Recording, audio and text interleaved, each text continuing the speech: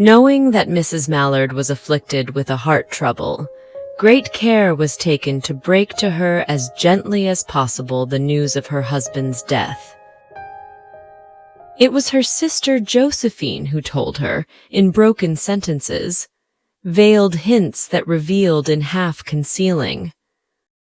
Her husband's friend Richards was there too, near her. It was he who had been in the newspaper office when intelligence of the railroad disaster was received, with Brently Mallard's name leading the list of killed. He had only taken the time to assure himself of its truth by a second telegram, and had hastened to forestall any less careful, less tender friend in bearing the sad message. She did not hear the story as many women have heard the same, with a paralyzed inability to accept its significance. She wept at once, with sudden wild abandonment in her sister's arms. When the storm of grief had spent itself, she went away to her room alone. She would have no one follow her.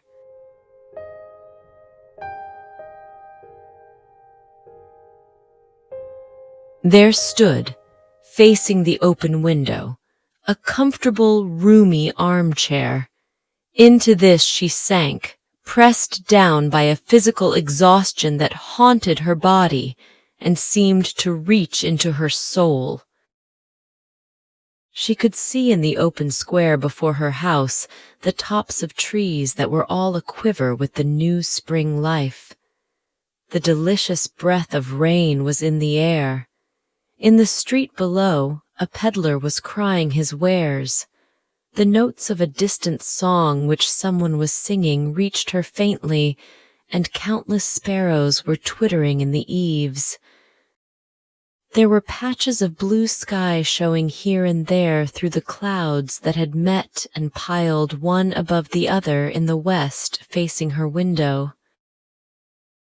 She sat with her head thrown back upon the cushion of the chair, quite motionless, except when a sob came up into her throat and shook her, as a child who has cried itself to sleep continues to sob in its dreams. She was young, with a fair, calm face whose lines bespoke repression and even a certain strength. But now there was a dull stare in her eyes, whose gaze was fixed away off yonder on one of those patches of blue sky. It was not a glance of reflection, but rather indicated a suspension of intelligent thought. There was something coming to her, and she was waiting for it, fearfully. What was it? She did not know. It was too subtle and elusive to name. But she felt it, creeping out of the sky, reaching toward her through the sounds, the scents, the color that filled the air. Now her bosom rose and fell tumultuously.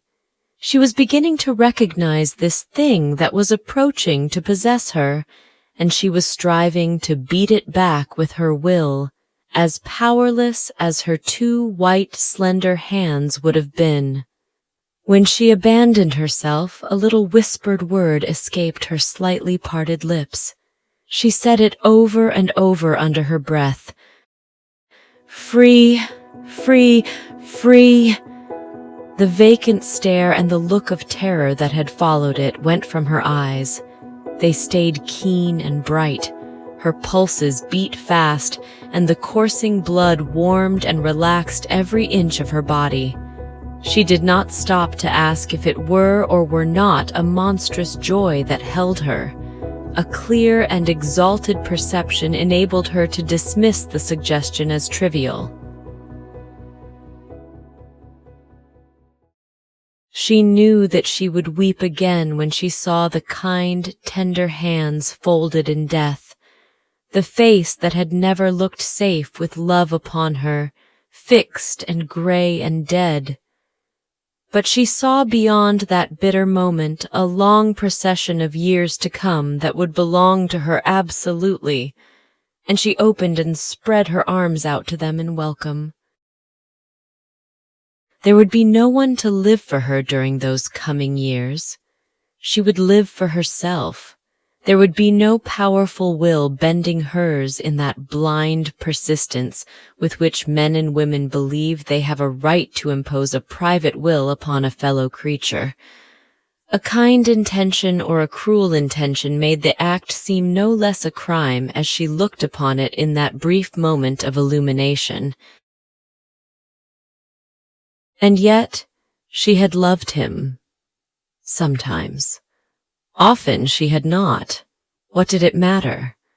What could love, the unsolved mystery, count for in face of this possession of self-assertion, which she suddenly recognized as the strongest impulse of her being?